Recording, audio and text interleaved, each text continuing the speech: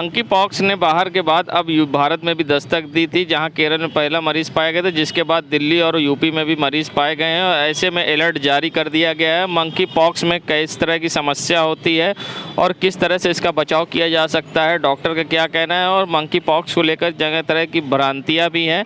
Monkey pox में छाले जैसे हाथों में और बदन में उत्पन्न होते हैं और इसके पानी से ही फैलने की समस्या हो सकती है। क्या कुछ कहना है इस पूरे मामले पर डॉक्टर का, आइए सुनाते हैं आपको क्या कहना है मंकी पॉक्स को लेकर। एक वायरस आया है मंकी पॉक्स, जिसमें मरीज़ के पूरे शरीर में छोटे छोटे दाने निकल आते हैं और फीवर आने लगता है, कमज़ोरी लगती है, उल्टी महसूस होती है।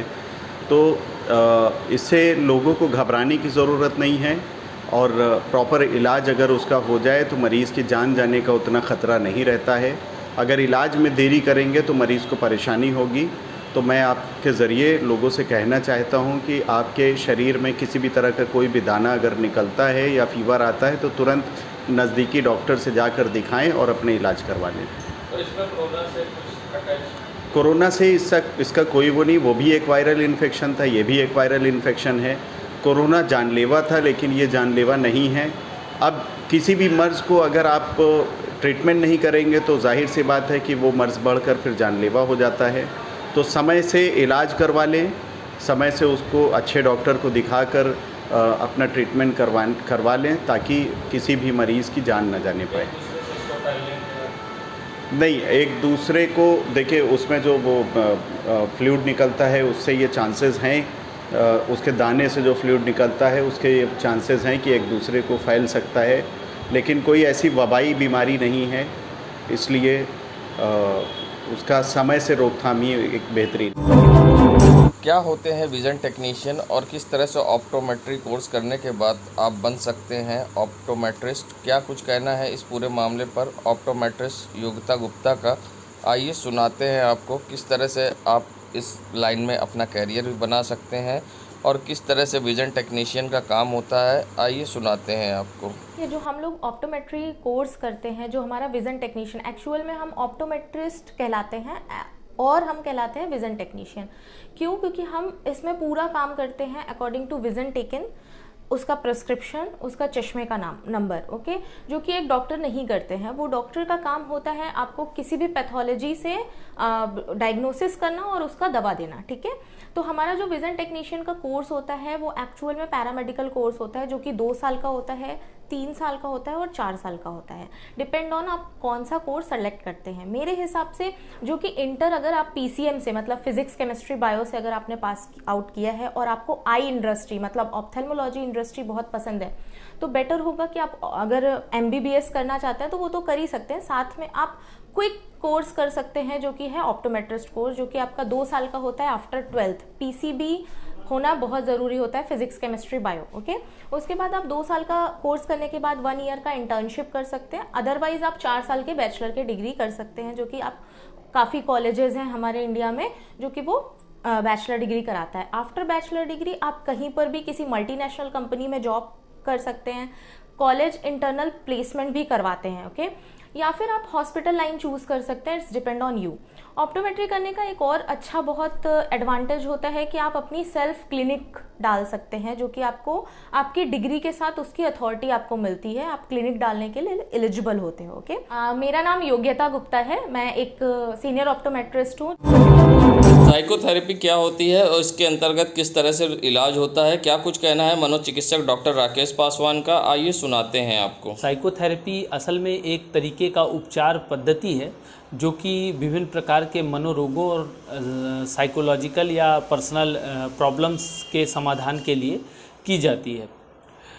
साइकोथेरेपी जैसा कि शब्द से विदित होता है, ये एक ऐसी जो उपचार पद्धति है जो व्यक्ति के मनोदशा पर कार्य करती है, मानसिक स्थिति पर कार्य करती है। इसमें व्यक्ति के साथ बातचीत या इंटरपर्सनल रिलेशंस के माध्यम से व्यक्ति के विचारों और भावनाओं में सकारात्मक परिवर्तन लाने और नकारात्मकता को दूर करने की पद्धति है और इसका प्रयोग इसी उद्देश्य से किया जाता है।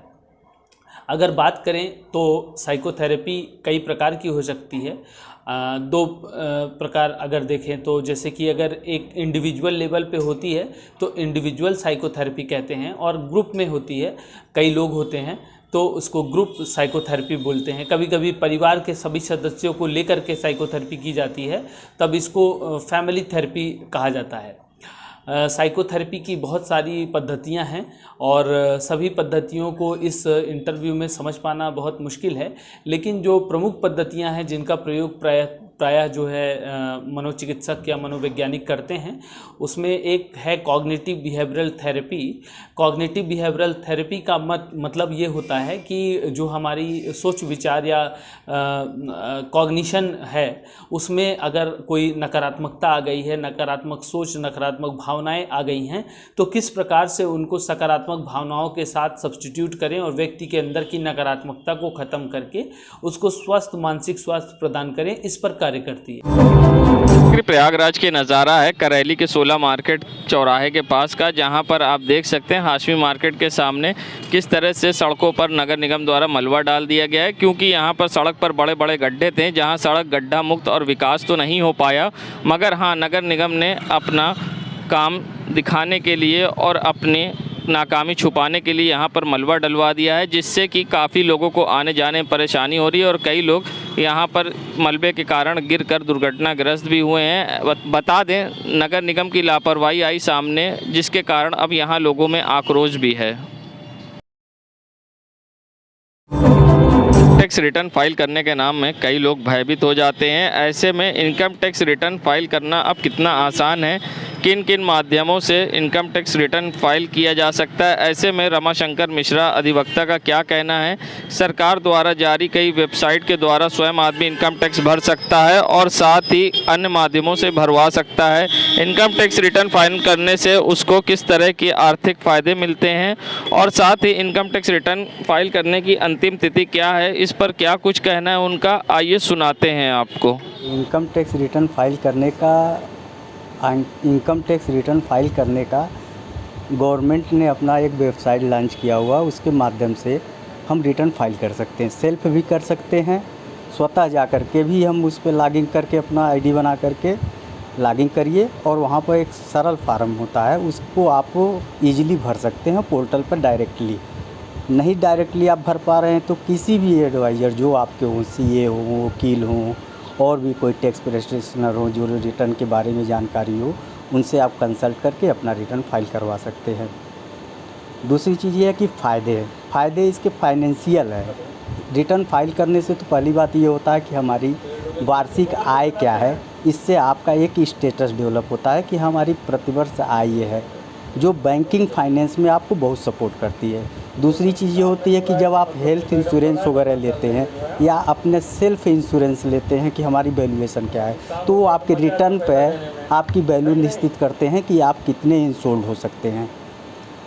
और इसकी अंतिम तिथि की जहाँ तक बात है, अभी गवर्नमेंट 31 जुलाई इंडिविजुअल के लिए जो नॉन ऑडिटेड केस होते हैं उनके लिए जो डेट दिया गया है वो 31 जुलाई दिया गया है। Advocate Ramashankar Mishra. All India women conference city branch के चुनाव में विवाद खड़ा हो गया, जहां 11 जुलाई को चुनाव में रचना अग्रवाल को प्रेसिडेंट चुना गया था, मगर आज इंस्टॉलेशन डे पर जहां रंजना गुलाटी ने अपना नाम प्रेसिडेंट पर शो किया तो ऐसे में विवाद खड़ा हो गया और लोग विरोध करने लगे। ऐसे में क्या कुछ कहना है जमुनोत्री गुप्ता का और मिसेस राठी का, आइए सुनाते हैं आप। ये इन्होंने अपने देखिए कल शाम तक, कल 5:30 बजे इनका नोटिस था और 7 बजे इन्होंने कहा हमें नाम चाहिए, और आज इलेक्शन क्या अनाउंसमेंट थी। It is not an election, it is just an announcement कि such person are being elected. उसमें मैंने बताया ना, Rachna Agarwal elected, I won't say जीती या नॉमिनेट नहीं हुई, क्योंकि आज तक 82 को हमारी संस्था, मैं फाउंडर सेक्रेटरी हूँ, आज तक नॉमिनेशन होता गया, कोई टेक्निकलिटी पे विवाद नहीं था। लेकिन आज इसलिए विवाद हुआ क्योंकि ये सबको, किसी सीनियर को नहीं देना चाहती। किसने किया ये आज ये बात? आपके सामने है, क्या नाम? आप देखिए, रंजना गुलाटी है मेन प्रेसिडेंट। उनको ये कहना कि जो भी काम होगा वो रंजना गुलाटी प्रेसिडेंट की सहमति से होगा। ऐसा नहीं होता।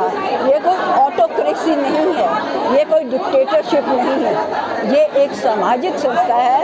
और हम ऐसा नहीं करते हैं कि कहीं पे भी बैनर लगा के अपनी फ़ोटो खिंचवा के हम कह दें कि ये हमने प्रोजेक्ट किया। मैं मिसेस राठी हूँ, सुभाष राठी एडवोकेट, और मैं यहाँ की फाउंडर मेंबर हूँ और स्टैंडिंग कमेटी मेंबर भी हूँ। मुझे अचानक कह दिया गया कि you are not a standing committee member. It is not a game. जो 11 तारीख को चुनाव हुआ था उसमें हमारे सारे मेंबर आ गए थे, माने कम से कम 70 मेंबर थे। 70 नहीं तो कम से कम 60 मेंबर तो रहे ही होंगे। और सबके रसीदे, सबके नाम कटे हुए हैं, सबने साइन किए हुए हैं। और उसमें 8 तारीख को डाला था, 11 तारीख को इलेक्शन हुआ, जिसको मैंने लिख करके पोस्ट कर दिया हेड ऑफिस में, और उसकी मान्यता मिल गई है हमको। आज जो हुआ वो गलत हुआ है, क्योंकि हम बहिष्कार कर रहे हैं। Jamunotri Gupta, AIWC president, past president and patron. ये किस तरह से विरोध कर रहे, क्या मामला है? हाँ, विरोध तो इसलिए हो रहा है क्योंकि जो टीम है वो हम लोग चेंज चाहते हैं, परिवर्तन चाहते हैं, इसलिए हाँ चुनाव को जरा ठीक से होना। मैं डॉक्टर रश्मि शुक्ला, संगम नगरी प्रयागराज, जहां आम आदमी पार्टी के जिला अध्यक्ष व राष्ट्रीय कार्यकारिणी सदस्य डॉक्टर अल्ताफ अहमद ने शहर दक्षिणी की खराब सड़कों व जल भराव की समस्या को लेकर निशाना साधा है। साथ ही उन्होंने क्या कुछ मांग की है, आइए सुनाते हैं आपको। इस वक्त पूरे शहर दक्षिणी की हालत बद से बदतर है। शहर दक्षिणी में ज़्यादातर इलाकों में सड़कों का हाल बुरा हाल है। बड़े बड़े गड्ढे हो गए, खास करके करेली एक ऐसा क्षेत्र है जहाँ पर बड़े बड़े गड्ढे हो गए हैं। जहाँ पर जो करेली एक ऐसा स्मार्ट सिटी, एक अभागा स्मार्ट सिटी है जहाँ पर हर साल बाढ़ आती है और आधे से ज़्यादा करेली, करेलाबाद, सोबतियाबाग, ये सारी जगह पर पानी आ जाता है और लोगों का घर डूब जाता है। और इस वक्त मैं अभी कुछ दिन पहले गया था तो करेली में भी इस वक्त बहुत बुरे हालात हैं, जबकि नगर निगम में लोग टैक्स देते हैं, अपना हाउस टैक्स प्रॉपर वहाँ पर लोग भर रहे हैं, उसके बावजूद उनको इन गड्ढों का सामना करना पड़ रहा है। मैं माननीय विधायक जी से और महापौर जी से निवेदन करना चाहता हूँ कि करेली, करेलाबाद जैसे क्षेत्र को देखें और पूरे शहर दक्षिणी को देखें कि जहाँ पर भी रोड नहीं बनी हुई है उसको जल्द से जल्द बनवाया जाए ताकि लोगों को समस्याएं कम से कम हो। मिट्टी डलवा दी गई 16 मार्केट हॉस्पिटल। लोगों ने ये तो देखिए, हो क्या रहा है कि गड्ढा नहीं भरने की कोशिश की जा रही है। गड्ढा भरने के लिए इधर उधर का जो कूड़ा कबाड़, गिट्टी आती है या कहीं का मलबा आता है, वही मलबा डलवा दिया जा रहा है। ऐसे कैसे काम चलेगा? पूरे शहर के लोग, ये स्मार्ट सिटी है, ये मोदी जी का सपनों का स्मार्ट सिटी है और योगी जी के सपनों का स्मार्ट सिटी है, घोषित स्मार्ट सिटी है। तब क्या बात है कि सड़क न बनवाकर वहाँ पर मलबे के ज़रिए गड्ढा भरा जा रहा है। ये तो बहुत ही निंदनीय है और इसको सरकार को संज्ञान में लेना चाहिए, नगर निगम को संज्ञान में लेना चाहिए। संगम नगरी प्रयागराज की नज़ारा है मक्का मस्जिद की सड़कों का, जहां पर मक्का मस्जिद के लिए जाने वाला ये मार्ग जो है, जहां सड़क तालाब बन गई है, उस सड़क पर आप देख सकते हैं किस तरह से बड़ा सा गड्ढा है जो तालाब की शक्ल में तब्दील हो गया। ऐसे में इसी रास्ते से आने जाने को लोग मजबूर हैं और काफ़ी परेशानी का सामना करना पड़ता है। रात में अक्सर लोग यहाँ दुर्घटनाग्रस्त भी होते हैं, मगर ज़िम्मेदारों की लापरवाही के कारण आज तक इन सड़कों का विकास नहीं हो पाया है। जहाँ CM योगी ने अपने पहले कार्यकाल में 1 महीने में सड़क गड्ढा मुक्त करने की बात कही थी, मगर दूसरी सरकार भी आ गई और उसके भी कई महीने गुजर गए हैं, उसके बावजूद अब तक ये सड़कें गड्ढा मुक्त नहीं हुई हैं। ऐसे में काफ़ी परेशानियों का स्थानीय लोगों को काफ़ी दिक्कत का सामना करना पड़ता है। क्या कुछ कहना है इस पूरे मामले पर लोगों का, आइए सुनाते हैं आपको किस तरह से हो रही लोगों को परेशानी। इस प्रकार काफ़ी सालों से ये गड्ढे जगह जगह रोडों पर गड्ढे रहते हैं और जिस प्रकार नगर निगम द्वारा और विधायक द्वारा बोला जाता है कि जो भी विधायक निधि में आएगा उसको दुरुस्त किया जाएगा, मगर इस तरह की कोई काम अभी आज तक किया नहीं गया है। मक्का मस्जिद और आपकी बहुत जगह है जो आपकी 60 फीट रोड पड़ती है और आपके कई ऐसे मस्तान मार्केट ऐसे एरिए पड़ते हैं जहां इतने बड़े बड़े गड्ढे हैं कि आपको जाने का रास्ता भी नहीं मिलेगा। उसके कारण जो है कई तरह की असुविधाएं होती हैं लोगों को आने जाने में और कुछ आने वाले भविष्य में कुछ हो भी सकता है, उसके लिए कौन जिम्मेदार होगा? अब्दुल कलाम आज़ाद। संगम नगरी प्रयागराज जहां कांग्रेस की नेता सोनिया गांधी पर ईडी ने शिकंजा कसा है, तो ऐसे में कांग्रेस के नेता जगह जगह विरोध प्रदर्शन कर रहे हैं। तो वहीं आज कांग्रेस के शहर कांग्रेस कमेटी के नेता इरशाद उल्ला ने अब ईडी की कार्रवाई को लेकर बड़ा बयान दिया है। साथ ही उन्होंने ईडी को निशाना साधते हुए सरकार को भी आड़े हाथ लिया है।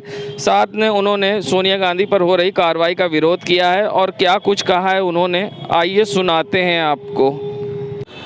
दम है कितना दमन में तेरे, देखा है और देखेंगे, जगह है कितनी जेल में तेरे, देखा है और देखेंगे। लगातार परिवर्तन निदेशालय ईडी लगातार हमारी राष्ट्रीय अध्यक्ष माननीय सोनिया गांधी जी को परेशान कर रही है। फर्जी उनको बदनाम किया जा रहा है।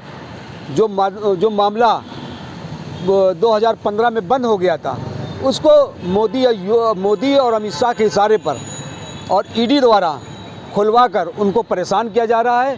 लगातार पूरे देश में इसके खिलाफ भी आंदोलन हो रहे हैं। हम सरकार से ये मांग करते हैं कि तत्काल ईडी द्वारा जो माननीय सोनिया गांधी जी को परेशान किया जा रहा है, फर्जी बदनाम किया जा रहा है उनको, अगर ये बंद नहीं होता तो ईडी नहीं पूरे देश के अंदर कांग्रेस उग्र प्रदर्शन करेगी, जिसकी सारी जिम्मेदारी केंद्र सरकार की होगी। संगम नगरी प्रयागराज जहां सावन के महीने को देखते हुए अपर पुलिस महानिदेशक प्रयागराज जोन प्रयागराज के द्वारा सावन मास में अधिक संख्या में श्रद्धालुओं का जनपद प्रयागराज स्थित मनकामेश्वर मंदिर में आने के दृष्टिगत कांवड़ियों के आने जाने के मार्ग का निरीक्षण किया गया एवं मंदिर प्रांगण श्रद्धालुओं की आवाजाही हेतु बैरिकेडिंग व्यवस्था का निरीक्षण कर ड्यूटी पर तैनात पुलिसकर्मियों को आवश्यक दिशा निर्देश दिए गए। जहां एडीजी जोन ने खुद आज मनकामेश्वर क्षेत्र में औचक निरीक्षण कर संबंधित अधिकारियों से बातचीत की और साथ ही यहां पर स्थलीय निरीक्षण कर लोगों से हालचाल जाना, यहां पर मंदिर परिसर में आए हुए श्रद्धालुओं से जानकारी ली और यहां पर सुरक्षा के दृष्टिगत यहां पर जायजा लिया और साथ ही अगल बगल के दुकानदारों से भी एडीजी जोन प्रयागराज ने बातचीत की। जहां सावन के महीने को देखते हुए एडीजी जोन प्रयागराज प्रेम प्रकाश ने मनकामेश्वर मंदिर क्षेत्र का किया औचक निरीक्षण। संगम नगरी प्रयागराज जहां अपर पुलिस महानिदेशक प्रयागराज जोन के जोनल कार्यालय प्रयागराज में आज जहां अपर पुलिस महानिदेशक प्रयागराज द्वारा नियुक्त उप निरीक्षक प्रमोद कुमार व उप निरीक्षक शिवपाल सिंह को निरीक्षक के पद पर पदोन्नति होने पर अपर पुलिस महानिदेशक व स्टाफ ऑफिसर द्वारा 3 स्टार धारण कराकर उज्जवल भविष्य की कामना की गई और बधाई दी गई। बता दें एडीजी जोन प्रयागराज प्रेम प्रकाश द्वारा अपने हाथों से उप निरीक्षक प्रमोद कुमार व उप निरीक्षक शिवपाल सिंह निरीक्षक पद पर पदोन्नति होने के बाद अपने हाथों से स्टार धारण कराया और धारण कराकर उज्जवल भविष्य की कामना की और साथ ही एडीजी जोन प्रयागराज द्वारा उप निरीक्षकों को निरीक्षक बनने पर उज्जवल भविष्य की कामना करते हुए शुभकामना दी गई।